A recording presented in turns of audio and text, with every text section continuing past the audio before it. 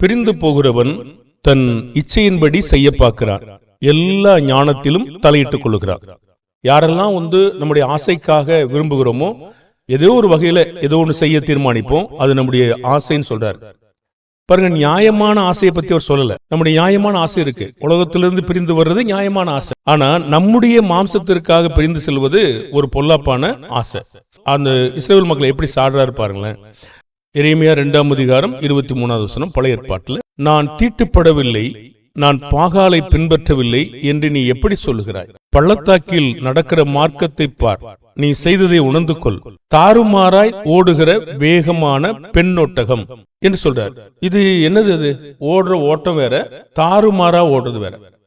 ஆனா நம்ம தாறுமாறா ஓடக்கூடாது, நேர் வழியில தேவன் நமக்கு நியமித்திருக்கிற ஓட்டத்துல ஓடணும்.